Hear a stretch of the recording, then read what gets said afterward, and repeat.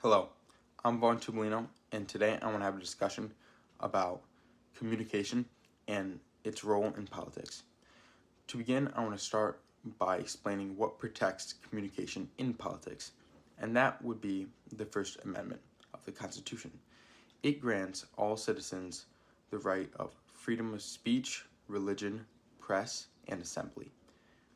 This amendment is the most important one out of all, for the sole reason that it allows us to speak our minds, critique what we don't like.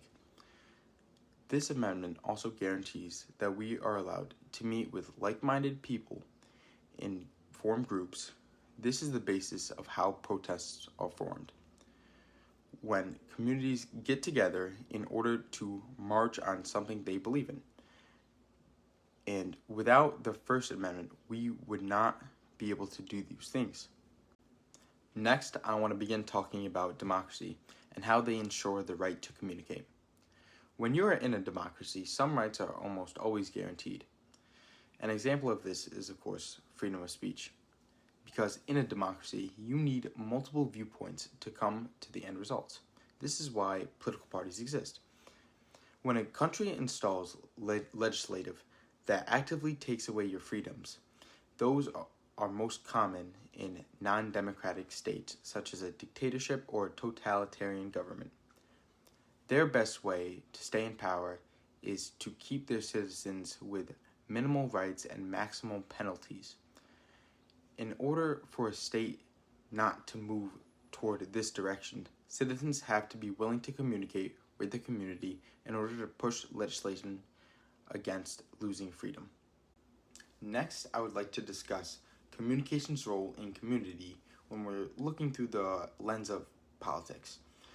Whenever a politician starts their campaign, no matter if it's local or if it's national, they always start at their own home community. In politics, communication is everything. In order to win, you have to share your ideas to grow the community. And when you're an active politician, you have to be communicating with the people of your community on a daily basis to ensure that what you're doing is benefiting it rather than hurting it.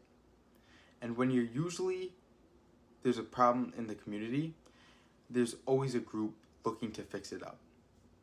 For our final discussion topic today, I want to talk about culture's role in politics, because we can often see a correlation between them.